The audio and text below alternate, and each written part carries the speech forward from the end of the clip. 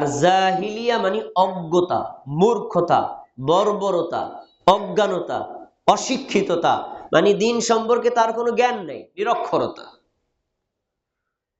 তা আইয়ামে জাহিলিয়াতের যুগে ইসলাম এসেছে কেন? জাহিলিয়াতকে দূর করার জন্য। তাহলে আমরা এখান থেকে একটা জিনিস বুঝতে পারি, ইসলাম হলো জ্ঞান অর্জনের ধর্ম, জাহিলিয়াত হলো অজ্ঞতার ধর্ম। তো যদি কেউ ইসলাম সম্পর্কে না জানে, তাহলে সে এখনো জাহিলি যুগে বসবাস করতেছে, এখনো সে জাহিলি যুগই আছে। না জেনে ইসলাম ধর্ম পালন করা যায় না, না জেনে পালন করতে পারেন হিন্দু ধর্ম, না জেনে পালন করতে পারেন বৌদ্ধ ধর্ম, না জেনে পালন করতে পারেন খ্রিস্টান ধর্ম, না জেনে পালন করতে পারেন ইহুদি ধর্ম। কারণ তাদের ধর্ম পালন করার জন্য তাদের কিতাব পড়া শর্ত না, বরং তাদের পোপ, পাদ্রী, ঠাকুর, সন্ন্যাসী এরা যা বলবে তাই মানবেন, ধর্ম পালন হয়ে যাবে।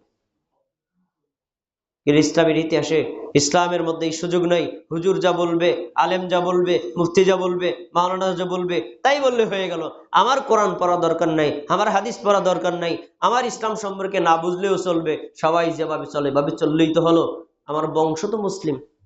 এভাবে ইসলাম ধর্ম পালন করার সুযোগ নাই। অজ্ঞতাকে দূর করার জন্য যেহেতু ইসলাম এসছে, এজন্য ইসলামের আরেকটা নাম হলো জ্ঞান অর্জনের ইসলাম, জ্ঞান অর্জনের ধর্ম। পৃথিবীতে যতগুলো ধর্ম আছে, ইসলাম ধর্ম জ্ঞান অর্জনের ব্যাপারে এত গুরুত্ব দিয়েছে, অন্য সব ধর্মের এক কথাগুলো একত্রিত করলেও ইসলাম ধর্মের কাছাকাছি হবে না। জ্ঞান অর্জনের ব্যাপারে, এলেম চর্চার ব্যাপারে, শেখার ব্যাপারে, পড়ালেখার ব্যাপারে কোরআন আর হাদিস যত তথ্য দিয়েছে, সকল ধর্মের তথ্য সব একত্রিত করলে সমান হবে না। এর প্রমাণ আল্লাহ তাআলা যখন মুহাম্মদ সাল্লাল্লাহু আলাইহি সাল্লামের কাছে প্রথমবার জিবরাইল আলাইহিস সালাতু ওয়াস সালামকে পাঠাইছিলেন, তখন আল্লাহ তাআলা তাকে সূরা ফাতিহা দিয়ে পাঠাইতে পারতেন। 114টা সূরার মধ্যে সেরা সূরা সূরা ফাতিহা, এটা দিয়ে পড়ে শোনাও, ওই সূরা পাঠাই নাই। কি? সূরা আলাকের প্রথম 5টা আয়াত দিয়ে শোনাও, যার প্রথম শব্দই হলো ইকরা, পড়ো, রিড, জ্ঞান অর্জন করো, জানো, বুঝতে চেষ্টা করো, আগে জানো তারপরে মানো, তারপরে বলো। তাহলে ইসলামের ওহির প্রথম শব্দই জ্ঞান চর্চার প্রতি উৎসাহ দেওয়া। অথচ মুসলমানরা জ্ঞান অর্জনের ব্যাপারে একেবারেই গাফিল, দুনিয়াবি জ্ঞানের ক্ষেত্রে খুব সচেতন। ডাক্তারি পড়া, বোটানি পড়া, চিকিৎসাবিদ্যা, প্রাণীবিদ্যা, পদার্থবিদ্যা, আরো কত দিন দুনিয়াবি বিদ্যার ব্যাপারে মানুষ ঝুঁকে পড়ছে, জীবনের ঝুঁকি পর্যন্ত নিচ্ছে, কিন্তু ইসলাম সম্পর্কে জানতে তারা আগ্রহী না। অথচ আল্লাহ তাআলা কোরআন মাজিদে নবী মুহাম্মদ সাল্লাল্লাহু আলাইহি সাল্লাম হাদিসের মধ্যে অনেক উৎসাহ দিয়েছেন। আমি 2-3টা বাণী আপনাকে শোনাই, আসেন দেখেন আল্লাহ তাআলা জ্ঞান অর্জনের ব্যাপারে কত উৎসাহ দিয়েছেন আর কত উৎসাহবাঞ্জক কথা বলেছেন। সূরা জুমারের 9 নম্বর আয়াতটা পড়ে দেখেন।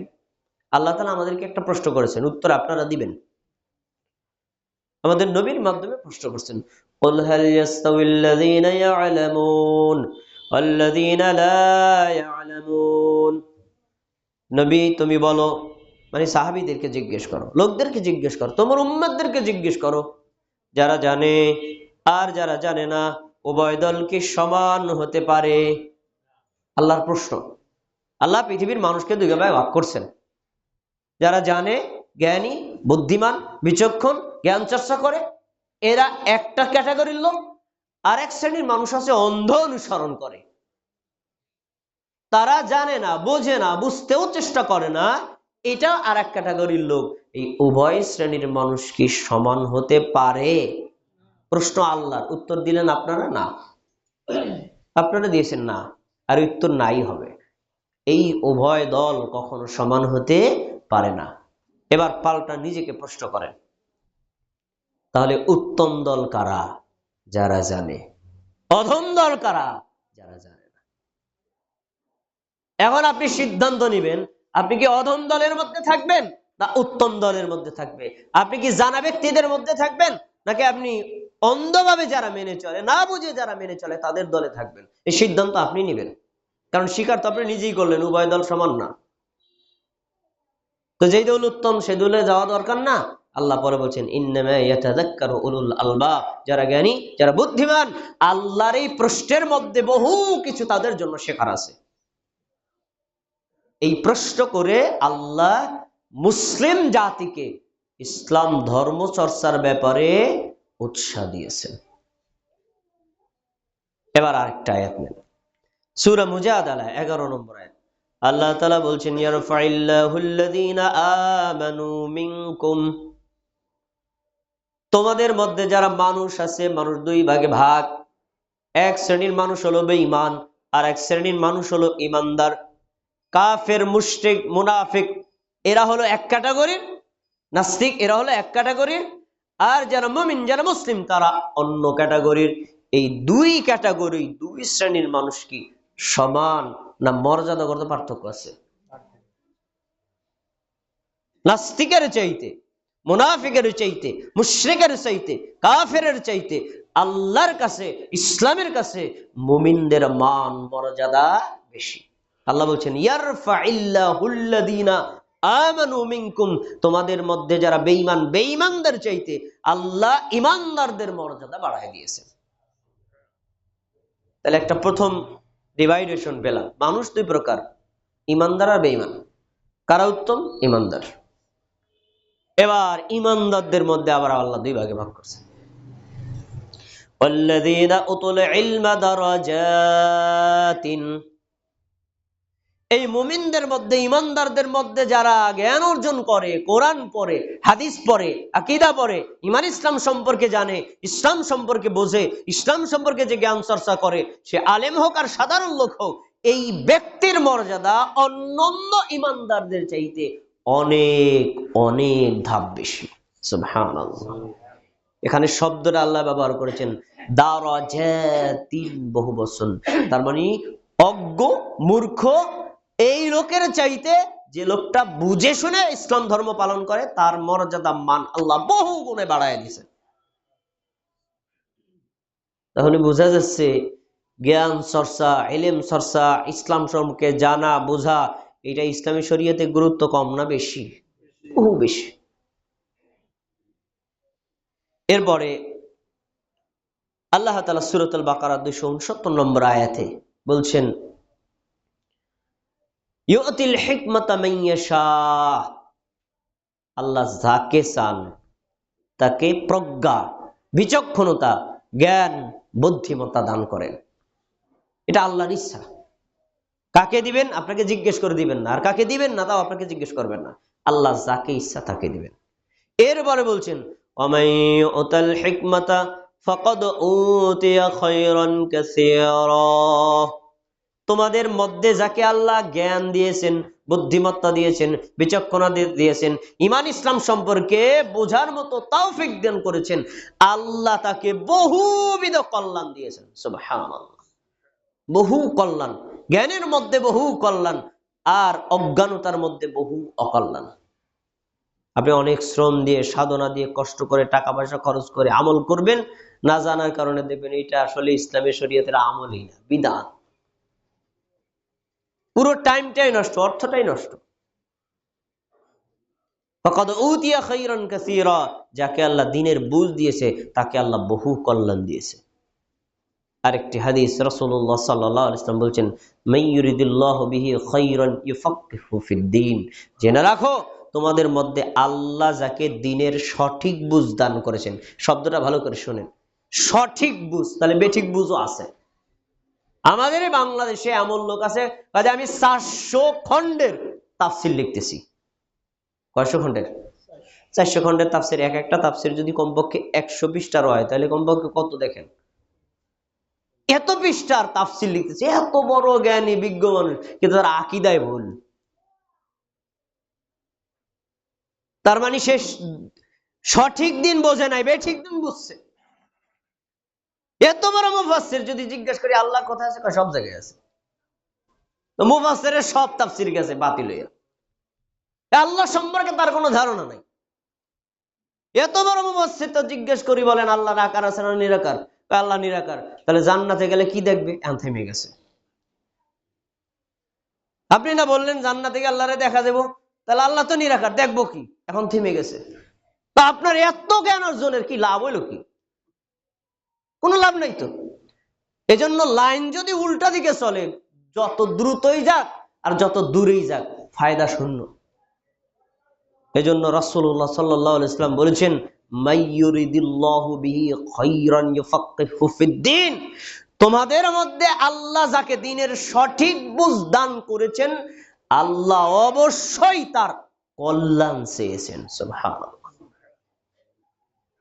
দ্বীনের বুঝ আগে না, আল্লাহ যদি আপনার কল্যাণ চায় তারপরে আপনাকে দ্বীনের সঠিক বুঝ দান করবেন, আর কল্যাণ না চাইলে সঠিক বুঝ দান করবেন না। এই জন্য বহু মুফতি ভ্রান্ত দলে আছে, বহু মুফাসসির ভ্রান্ত দলের মধ্যে আছে, বহু বড় আল্লামাতুদ্দার তার মানহাজে শুদ্ধ না, আকীদাও শুদ্ধ না, আর বহু রিকশা চালক আছে দ্বীন সম্পর্কে সঠিক জ্ঞান জানে। তাহলে রিকশা চালক হইলেও আল্লাহ তাকে আগে কল্যাণ চাইছেন, তারপরে দ্বীনের সঠিক বুঝদান করছেন। এই জন্য আল্লাহর কল্যাণ যদি প্রত্যাশা করতে হয়, তাহলে আপনাকে আমাকে ইসলামের সঠিক যে বিদ্যা, সঠিক যে জ্ঞান, এটা অর্জন করতে হবে। কেন করবেন? রাসূলুল্লাহ সাল্লাল্লাহু আলাইহি ওয়াসাল্লাম বলছেন, মান সালাকা তরিকা ইয়াতলুবু বিহি ইলমান সাহালাল্লাহু লাহু তরিকান ইল্লাল জান্নাহ। যে লোক ইসলামের জ্ঞান অর্জন করার জন্য, ঈমানের জ্ঞান অর্জন করার জন্য কোন রাস্তায় হাঁটলো, ওই রাস্তার মাথায় আছে জান্নাত। সুবহানাল্লাহ। তাহলে জান্নাত ইলমের রাস্তায়, অজ্ঞানতার রাস্তায় জান্নাত না, মূর্খদের রাস্তায় জান্নাত না, ইলম চর্চার রাস্তায় হলো জান্নাত। জান্নাত পেতে গেলে ইলমের রাস্তায় হাঁটতে হবে। এটা ইসলামী শরীয়তের বিধান। তাই আপনি যদি জান্নাত পেতে চান, জাহান্নাম থেকে মুক্তি পেতে চান, ইসলাম সম্পর্কে আপনার জ্ঞান অর্জন করাই লাগবে। অন্যের উপর কাঁধে ভর করে আপনি ইসলাম ধর্ম পালন করতে পারবেন না, অন্য অন্য ধর্ম পালন করতে পারেন, কিন্তু এই এলেম চর্চার আগে আপনার নিয়তটাকে শুদ্ধ করে নিতে হবে। এটা খুব ইম্পর্টেন্ট বিষয়। আমি এলেম চর্চা করব অমুক মুফতির সাথে তর্ক করার জন্য, লাভ নেই। আমি এলেম চর্চা করব, বলবে মানুষ এই যুগের আল্লামাতুদ্দাহার, এই যুগের ডাক্তার জাকির নায়েক, এই সকল মানুষের প্রশংসা নেওয়ার জন্য এলেম অর্জন করা যাবে না। করতে হবে আল্লাহর সন্তুষ্টির জন্য। সুনানে আবু দাউদে রাসূলুল্লাহ সাল্লাল্লাহু আলাইহি সাল্লামের একটা হাদিস আছে, তিনি বলেছেন, মান তাআল্লামা ইলমান, যে ব্যক্তি ইলম অর্জন করে, মিম্মা ইউবতাগা বিহি ওয়াজহুল্লাহ, এই ইলমের মাধ্যমে সে আল্লাহর সন্তুষ্টি প্রত্যাশা করে। তার ইলম অর্জনের লক্ষ্য হবে কার সন্তুষ্টি? এক আল্লাহকে খুশি করা, আর অন্য কোন নিয়তের ভিতরে যুক্ত করা যাবে না। এরপর বলছেন, লা ইয়াতাআল্লামুহু ইল্লা লিয়ুসিবা বিহি আরাদাম মিনাদ দুনিয়া, যে ব্যক্তি জ্ঞান অর্জন করে, ইলম চর্চা করে মানুষের প্রশংসা পাওয়ার জন্য, অন্যকে তর্কে হারানোর জন্য, অন্যের দৃষ্টি নিজের দিকে আকৃষ্ট করার জন্য, পার্থিব কোন স্বার্থ সিদ্ধির জন্য, লাম ইয়াজিদ আরফাল জান্নাতি ইয়াউমাল কিয়ামা, এই লোক জান্নাতে তো যাবে না, জান্নাতের ঘ্রাণও পাবে না। অথচ জান্নাতের ঘ্রাণ বহু দূরত্ব থেকে পাওয়া যাবে, সে জান্নাতের ঘ্রাণ পাবে না। মানে কি? জান্নাতে তো যাবে না, জান্নাতের কাছাকাছিও যাবে না। তাহলে ইসলাম সম্পর্কে আমরা যখন লেখাপড়া করব, জ্ঞান চর্চা করব, তখন আমাদের একটাই উদ্দেশ্য থাকবে, এক আল্লাহর সন্তুষ্টি কামনা করা। খুতবার সময় শেষ। এখন প্রশ্ন, আমরা কোন কোন বিষয়ে জ্ঞান অর্জন করব? শিরোনামটা বলে দিচ্ছি, ব্যাখ্যা বলার সময় নেই, খেয়াল করে শুনুন। আমরা মুমিন না, আমরা মুসলিম না, আমাদের প্রথম জ্ঞান অর্জন করতে হবে কোরআনের। কারণ ইসলামের যত জ্ঞান, এর উৎস, মেইন সেন্টার হলো কোরআন। কোরআন সম্পর্কে আমাদের জ্ঞান অর্জন করতে হবে। কোরআনে আপনি কয়টা বিষয় জ্ঞান অর্জন করবেন? এক, কোরআনের প্রতি বিশ্বাস নিয়ে জ্ঞান অর্জন করতে হবে। কোরআন যে আল্লাহর বাণী, নির্ভুল বাণী, এটাকে আপনাকে নিশ্চিতে বিশ্বাস করতে হবে। রাসূল সাল্লাল্লাহু আলাইহি ওয়াসাল্লামের একজন সাহাবী বলছেন যে, ফানাতাআল্লামুল ঈমান ক্বাবলা আন নাতাআল্লামাল কুরআন, আমরা আগে কোরআন শিখতাম না, আগে শিখতাম ঈমান, অতঃপর কোরআন শিখতাম। কোরআন দিয়ে আমাদের ঈমান আরো তরুতাজা এবং বাড়াতাম। তাহলে বোঝা যায় আগে কোরআন সম্পর্কে বিশ্বাস করতে হবে, তারপরে কোরআনের জ্ঞান অর্জন। না হলে গিরিশচন্দ্র সেন ৩০তম পারার অনুবাদ করেও মুসলমান হতে পারলো না কেন? কারণ তার ঈমান নেই। তাই আগে ঈমান, তারপরে হেলেম, কোরআনের ইলম। ২ নম্বর, তিলাওয়াত বিশুদ্ধ করে শিখতে হবে। পুরো কোরআন তিলাওয়াত বিশুদ্ধ শেখা কারোর জন্য ফরজ না, কিন্তু আপনি সলাতে যে কয়টা সূরা পড়বেন, পড়া লাগে, এই কয়টা সূরা আপনাকে বিশুদ্ধ করে তিলাওয়াত শিখতে হবে। তারপরে কোরআনের অনুবাদ, এটা হলো আমলের জন্য দরকার। তেলাওয়াত আমলের জন্য লাগে না, শুধু সালাত ছাড়া।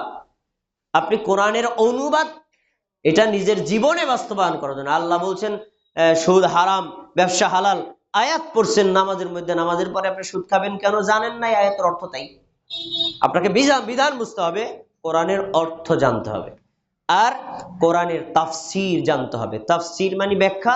এর মানে এই না যে আমি তো আলেম না, আমি আবার কেমনে তাফসীর করব। আপনার তাফসীর করার দায়িত্ব না। তাফসীর মানে ব্যাখ্যা। এক আয়াতে আল্লাহ একটা তত্ত্ব সংক্ষিপ্ত দিয়েছেন, আর এক আয়াতে বিস্তারিত উল্লেখ করেছেন। দুইটা আয়াতে একত্র করলে পুরো বিধানটা জানা যায়। আলেমরা যে তাফসীর গুলো লিখেছেন তার ভিতরে সবচেয়ে বিশুদ্ধ তাফসীর হলো তাফসীর ইবনে কাসির। ইবনে কাসির এটা অত্যন্ত চমৎকার, এবং এটা তাফসীর রিওয়ায়াত, দলিল ভিত্তিক তাফসীর, আপনারা এটা পড়তে পারেন। ২, ইসলামী জ্ঞান অর্জনের দ্বিতীয় সেন্টার হলো হাদিস। আপনাকে হাদিস সম্পর্কে জ্ঞান অর্জন করতে হবে।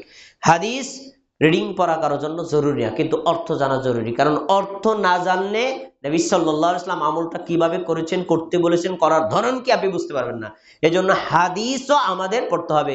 বুখারী, মুসলিম, তিরমিজি, আবু দাউদ, নাসাই, ইবনে মাজাহ, মুওয়াত্তা মালিক, এই সকল হাদিসের কিতাবগুলো আমরা আমাদের সাধ্যমতো পড়ব, কারণ এই কিতাবের হাদিসগুলো বিশুদ্ধ, এবং ওই অনুযায়ী আমরা আমল করার চেষ্টা করব। এরপরে হাদিসের অর্থ বোঝার জন্য ব্যাখ্যাটা অনেক সময় দরকার হয়, কিন্তু ব্যাখ্যা আমাকে সবসময় মনে রাখতে হবে যে ব্যাখ্যাটা অবশ্যই বিশুদ্ধ ব্যাখ্যা হতে হবে। আমাদের সমাজের মানুষরা দল ভিত্তিক ব্যাখ্যা করে। আমি হানাফি মাযহাবের লোক, এজন্য হাদিসটারে টাইনা হেসরাইয়া বালায়া কমাইয়া নিজের মাযহাবের দিকে ঠেলে নিয়ে যায়। এই যে ব্যাখ্যা, এই ভ্রান্ত ব্যাখ্যা থেকে বেরিয়ে আসতে হবে।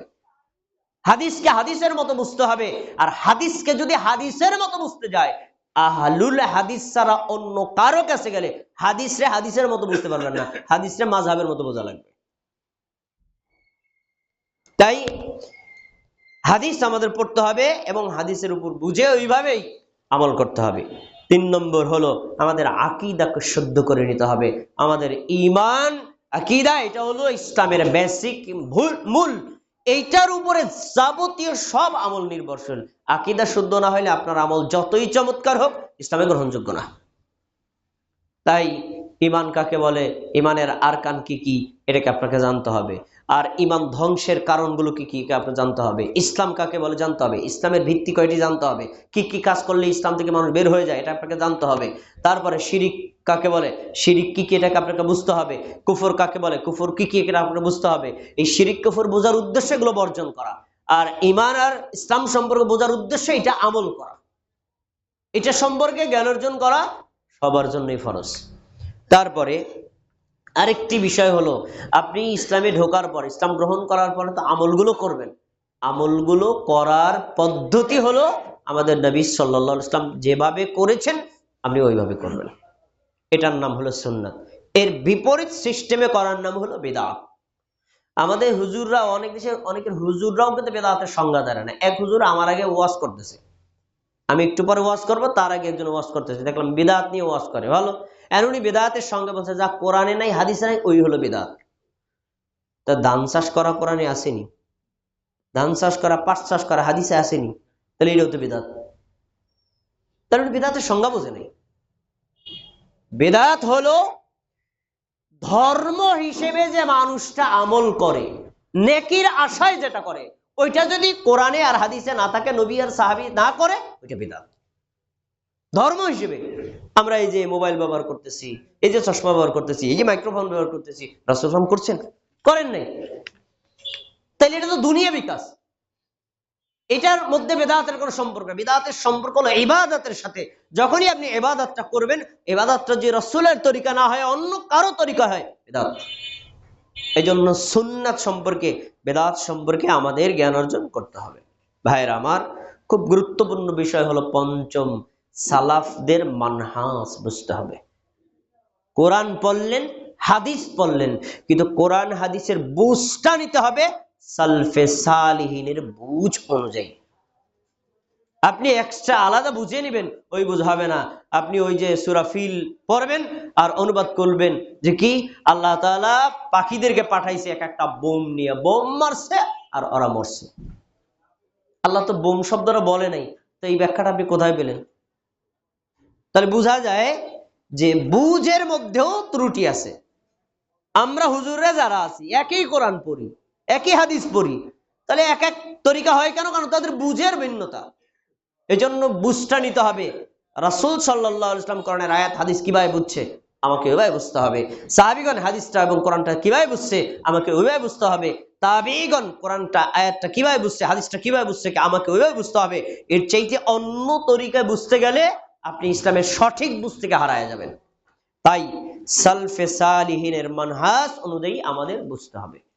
সবশেষ একটা গুরুত্বপূর্ণ কথা বলি, ইসলাম পালন করার জন্য পরিবেশ একটা গুরুত্বপূর্ণ বিষয়। আমরা অনেক সময় অনেক বিষয় ইচ্ছাকৃতভাবে পালন করা সত্ত্বেও পারি না, পরিবেশ এভাবে প্রতিষ্ঠিত নাই। তাই পরিবেশ না থাকার কারণে, এজন্য আপনি যেই পরিবেশে বসবাস করবেন, আপনার সন্তানকে যে পরিবেশে বসবাস করাবেন, এই পরিবেশটা অবশ্যই ইসলামিক পরিবেশ হলে অনেক কিছু পরিবেশ থেকেও ইসলাম সম্পর্কে জেনে বুঝে আমল করা যায়। পরিবেশ খুব গুরুত্বপূর্ণ বিষয়। আমরা এক বৈপরীত পরিবেশে বসবাস করে আসছি। আমাদের চতুর্পাশ ইসলামী কোনো পরিবেশ না, ইসলামের বিরোধী পরিবেশ। এই পরিবেশ থেকে আমরা তো আলহামদুলিল্লাহ কিছু ধর্ম বুঝছি, কিন্তু আমাদের পরবর্তী প্রজন্মের হালাত কি, এটা কিন্তু চিন্তার বিষয়। তাহলে বহু মানুষ আছে তারা সঠিক দিন বুঝছেন, আমল করেছেন, কিন্তু তাদের সন্তানদেরকে এই পরিবেশ দিতে না পারার কারণে তারা আবার বিভ্রান্ত রাস্তায় চলে গেছে। বহু রেকর্ড আছে। তাই আপনাদের প্রতি বিনীত অনুরোধ, নিজেরাও এমন একটা পরিবেশে বসবাস করবেন যেখানে নিজেকে ইসলাম ধর্ম পালন করা সহজ হয়, আর সন্তানদেরকে ইসলামের ধাঁচে গড়ে ওঠা তোলা সহজ হয়। তাই আপনাদের জন্য একটি এরকম প্রতিষ্ঠান হতে পারে আত্তাকওয়া ইসলামিক একাডেমি মাদারীপুর। আত্তাকওয়া মসজিদ ইসলামিক সেন্টারের অধীনে আমরা একটা প্রতিষ্ঠান সেখানে চালাচ্ছি। আমরা সাধ্যমতো চেষ্টা করছি এখান থেকে বিশুদ্ধ ধর্ম শিক্ষা আর দুনিয়াবী শিক্ষা দুটাই যেন সন্তানরা শিখতে পারে। তাই আপনার সন্তানকে এই প্রতিষ্ঠানের সাথে যুক্ত করার প্রতি বিনীত অনুরোধ রইল। যদি আমরা এর সাথে যুক্ত করতে পারি, হয়তো আল্লাহ তাআলা আমাদেরকে দুনিয়াতে নিয়ে যাবেন। এরা যদি সঠিক দিন বুঝে রাখতে পারে, তাহলে আমাদের জন্য সঠিক দিনের আমলও করতে পারেন, আর আমাদের জন্য দোয়াও করতে পারবেন। আল্লাহ রাব্বুল আলামিন আমাদের সন্তান সন্ততিদেরকে, আমাদেরকে ইসলামের সঠিক পরিবেশে বেড়ে ওঠার এবং গড়ে তোলার তৌফিক দান করুন। আমিন।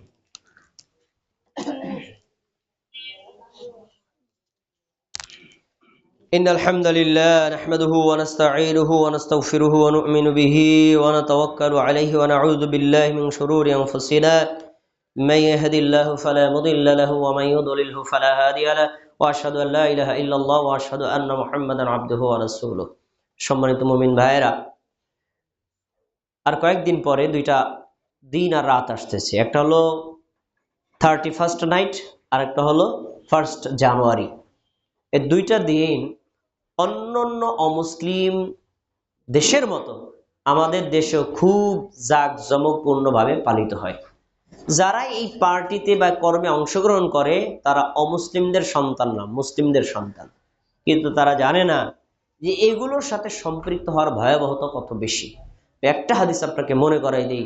রাসূল সাল্লাল্লাহু আলাইহি ওয়াসাল্লাম বলেছেন যে অবশ্যই অবশ্যই তোমরা তোমাদের পূর্ববর্তীদের অনুসরণ করবা, এমন ভাবে অনুসরণ করবা তারা যদি গুই সাপের গর্তের মধ্যেও ঢোকে তোমরাও ঢুকবা।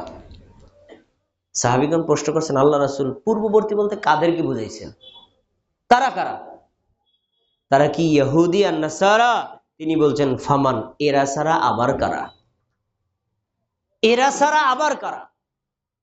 তাহলে আমরা মুসলমান হওয়া সত্ত্বেও সংস্কৃতির ক্ষেত্রে আমরা বিজাতীয়, অপসংস্কৃতি, খ্রিস্টানদের কালচার, ইহুদিদের কালচারের সাথে যুক্ত হবে, এমন ভাবে যুক্ত হবে তারা যা করবে আমরা তাই করবো। এটা রাসূলের ভবিষ্যৎবাণী, আর এটা ভয়ঙ্কর একটা লক্ষণ। 31st নাইট মুসলিমদের কোনো অনুষ্ঠান নয়, 1 জানুয়ারি মুসলমানদের কোনো অনুষ্ঠান নয়। এই পার্টিগুলোতে অংশগ্রহণ করা মুসলমানদের সন্তানদের জন্য কোনোভাবেই বৈধ হইতে পারে না। একটা পয়েন্ট বলে রাখি, 31st নাইটে জায়েজ নেই, কিন্তু যদি রাসূল সাল্লাল্লাহু আলাইহি ওয়াসাল্লামের জন্ম দিবস পালন করি, মৃত্যু দিবস পালন করি, উত্তর ইসলামী শরীয়তে দিবস পালনের কোনো সুযোগই নেই। এটা যার হোক, নবীর জন্মদিন হোক, কারো জন্ম মৃত্যু মানে দিবস পূজার ইসলামে কোনো সুযোগ নেই। কেন? ইসলাম হলো বাস্তব ধর্ম, অবাস্তব কোনো ধর্ম না।